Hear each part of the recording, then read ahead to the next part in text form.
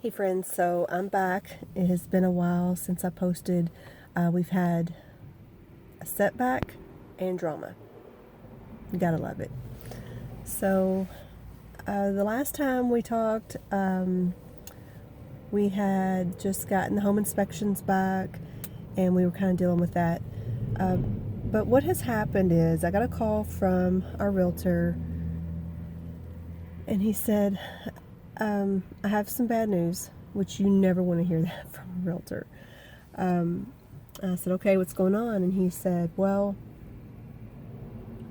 the people who are buying our house, the man had to have I don't know what it is, some type of minor surgery. He was going to have to be out of work for like 3 or 4 days, maybe the whole week. And he had to have this same type of surgery done not too long ago, but it was back before all of the house buying process. So their lender has said that he has to work 30 consecutive days at his job before they will lend them the money to buy our house. Now, they were pre-qualified to buy our house. We requested a pre-qualification letter, which they provided. So we're not really worried about the income being good and them good for buying the house. But apparently, since he has had this surgery recently and is having it again, they want to make sure he is, I guess, going to be able to work consistently before they'll give him the money. We live in a very rural area. We're dealing with hometown banks. Usually they let that kind of stuff slide. But I don't know what bank they are using. They could be using a big national chain bank, and that's just kind of their standard procedure that they have to have. So anyway, there's that. So our original closing date was April 2nd, has been moved to April 30th. Yeah. So I have tons of boxes packed, stacked up in my house. Things are off the wall. It looks bare. I was pretty much getting ready to move out, and then it's been pushed. So I've slowed down on the packing. I was a little upset at first, but I've calmed down now. I'm okay with it now, enough to do a video on it.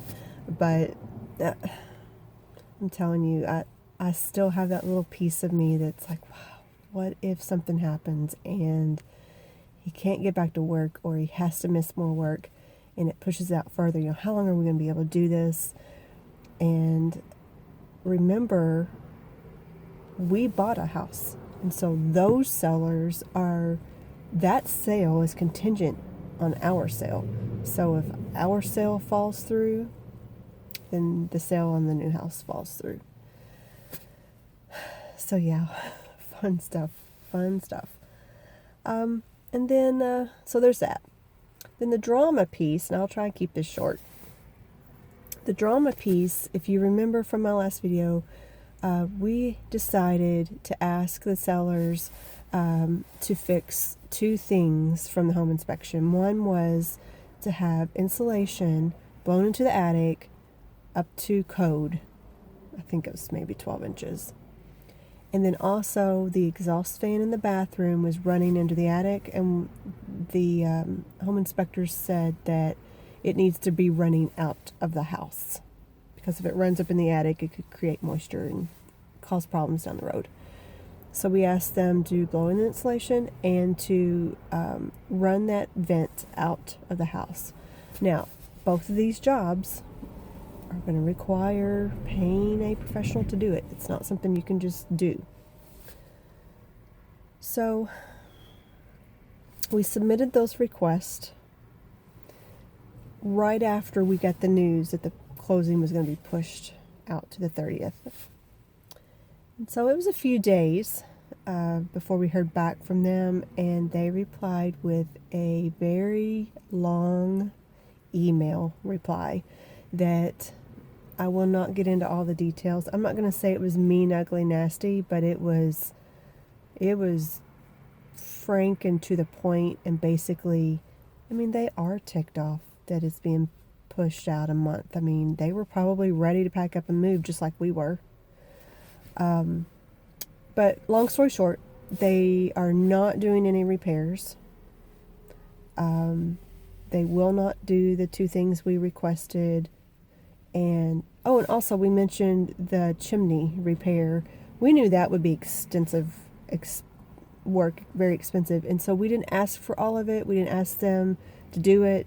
We said we would take care of it, but we asked for a percentage. I think we asked for, like when we get the quote on what it's going to cost to fix the chimney, if they would pay like 30%, which it's kind of vague because we don't know how much it's going to be.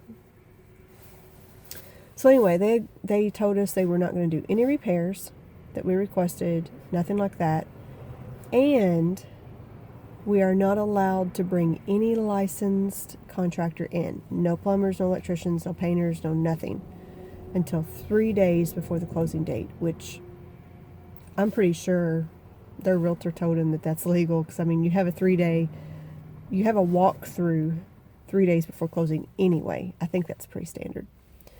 And so we had already brought in a drywall guy, a flooring guy, and a painter and a flooring guy. We had already brought them in. We scheduled that with the realtor. We didn't just show up at their house. We scheduled it.